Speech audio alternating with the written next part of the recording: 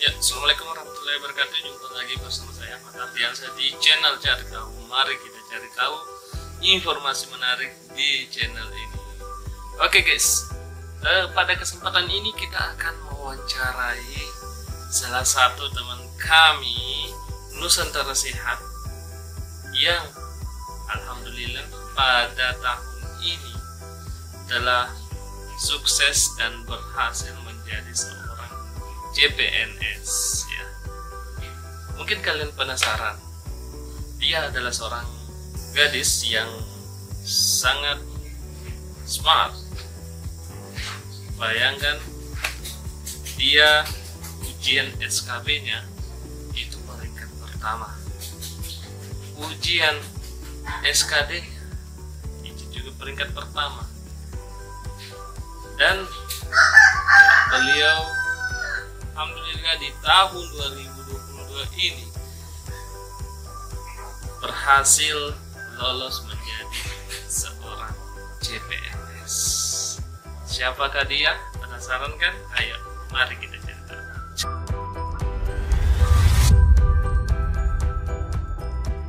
Oke, halo. Nama saya Endah Wahyuningsih. Teman-teman bisa manggil saya Endah. Profesi saya seorang bidan, umur saya 28 tahun, saya dari Jawa Tengah, saya anak pertama dari 3 bersaudara. Orang tua saya seorang pedagang atau wira swasta. Boleh Anda sedikit menceritakan tentang pengalaman Anda sewaktu sebelum menjadi tenaga Nusantara Sehat? Oke, jadi profesi saya bidan, saya lulus dari D3 Kebidanan tahun 2014, kemudian lanjut lagi ke D4 Kebidanan dalam tahun 2017, dan alhamdulillah 2017 menjadi Nusantara Sehat. Sebelum menjadi Nusantara Sehat, saya bekerja membantu di sebuah klinik dan membantu orang tua dalam wirausahanya. Selama menjadi tenaga Nusantara Sehat, adakah hal-hal positif yang paling berkesan buat Anda?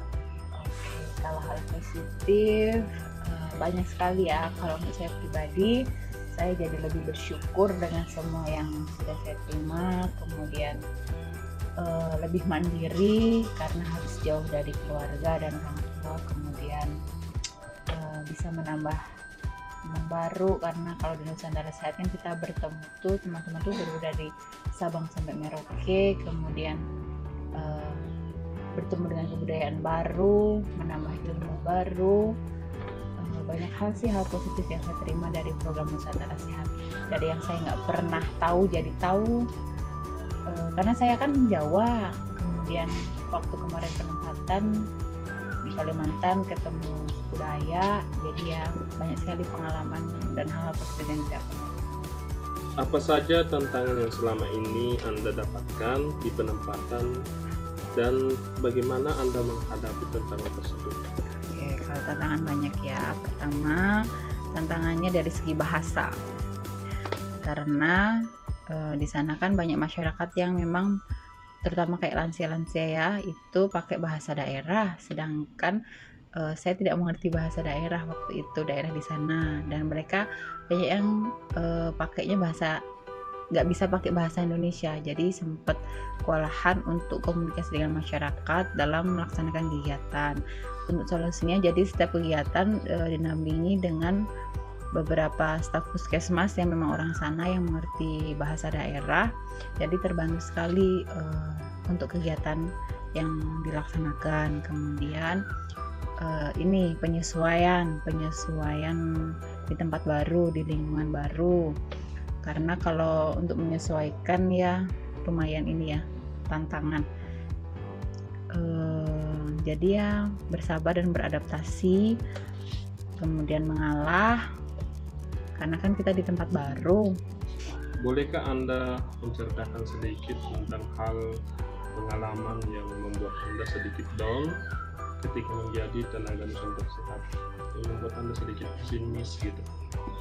Oh, kalau yang bikin pesimis ini ya, karena tempat saya itu kan sinyal susah ya, jadi kan kadang kalau lagi ada masalah sama orang puskesmas atau masyarakat di sana, ada yang kelas atau misalnya ada yang tidak satu pendapat.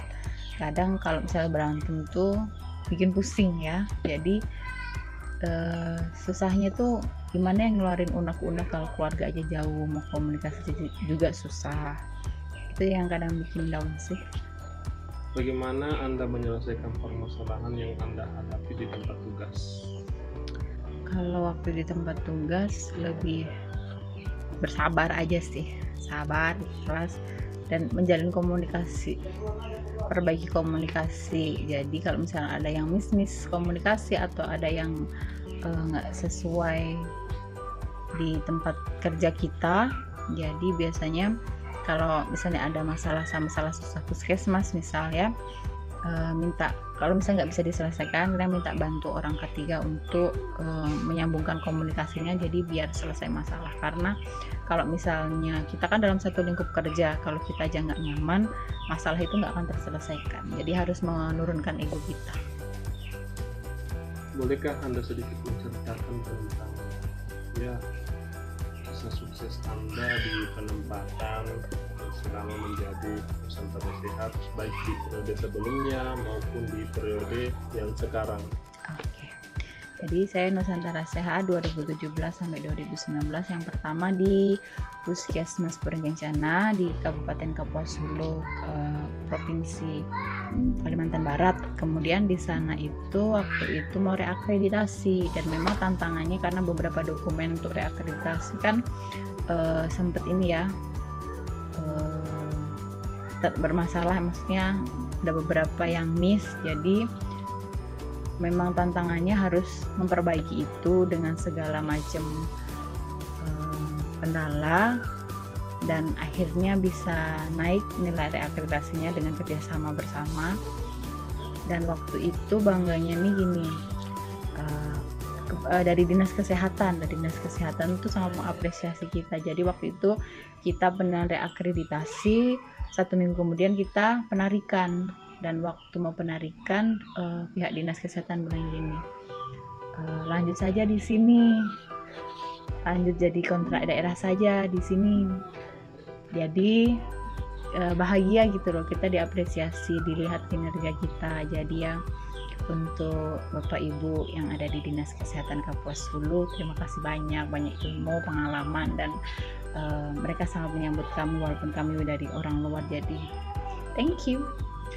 Kemudian untuk yang kedua, di Nusantara Sehat ini saya di Provinsi Sulawesi Barat.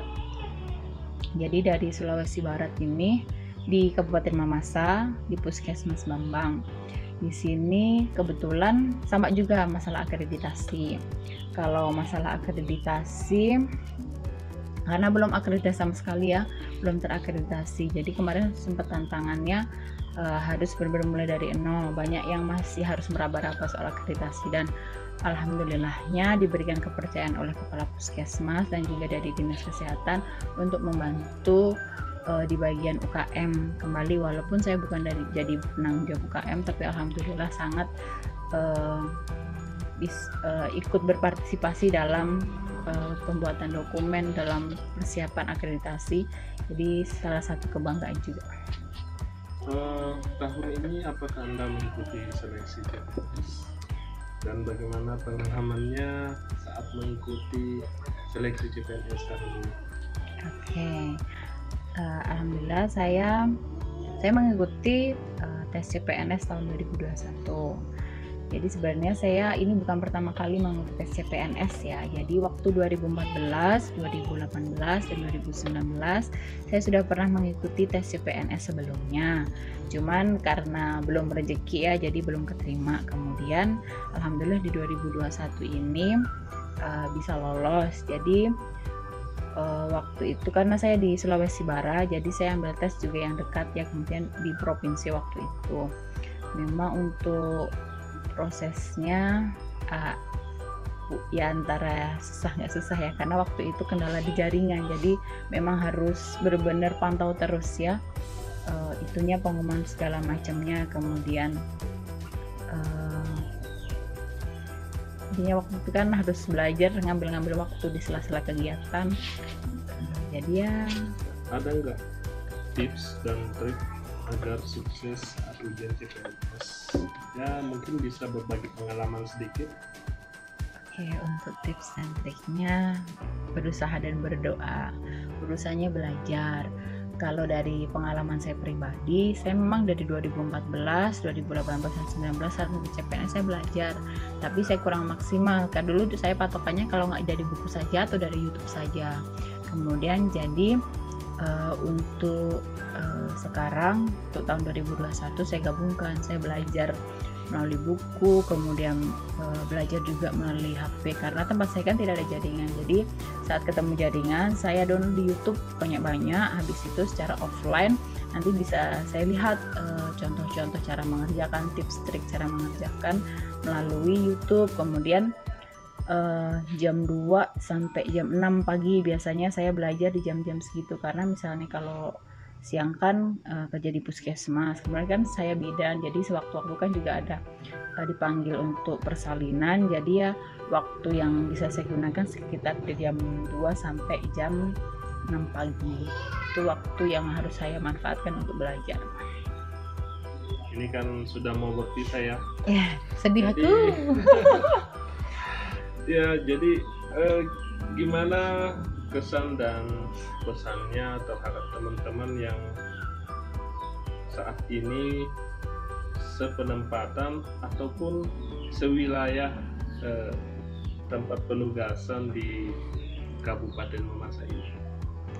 Oke, jadi untuk teman-teman yang ada di Kabupaten Mamasa, Nusantara Sehat, banyak sih senang susahnya kita ya. Nah, dari curhat bareng-bareng, masalah di puskesmas masing-masing kayak gimana, kumpul bareng-bareng di sela-sela kegiatan, sela-sela kosongnya kegiatan. Pesannya ya terima kasih banyak, tetap semangat, semoga kita bisa terus menjalin silaturahmi, terus bisa menjaga komunikasi. Intinya mengucapkan banyak terima kasih ya, karena saya kan orang Jawa sendiri di sini. Kebetulan teman-teman Nusantara Sehat ini semuanya rata-rata orang Sulawesi.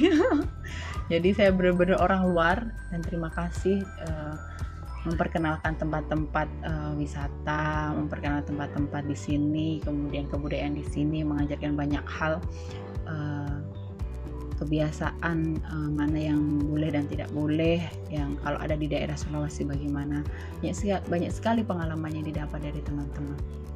Jadi thank you so much, sukses untuk kita semua.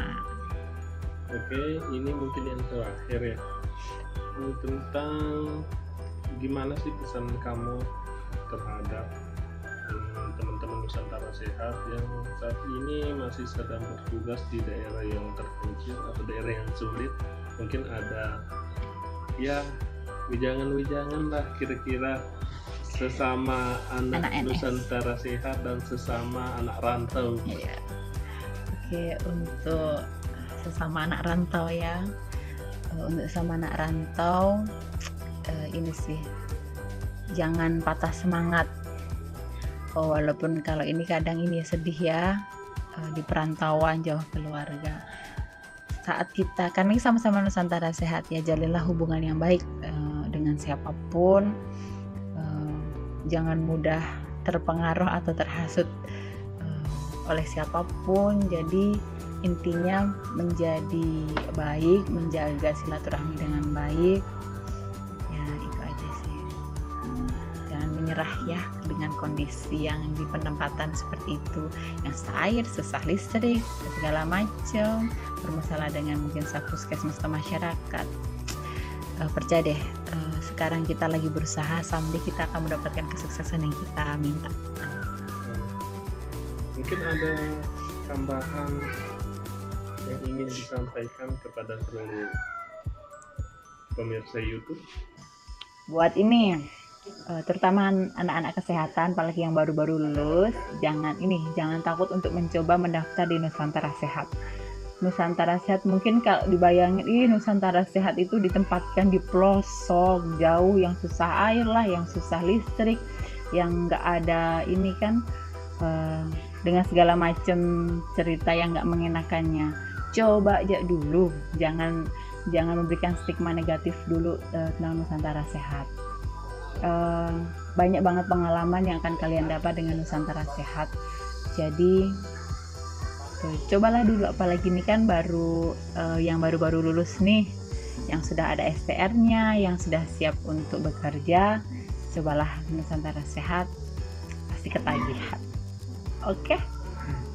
Mungkin pesan kepada masyarakat juga sih, atau teman-teman di puskesmas ya, di penempatan, mungkin ya ada stigma tentang Nusantara Sehat ya, bolehlah mungkin sedikit dikasih mungkin ada pesan-pesan lah seperti itu.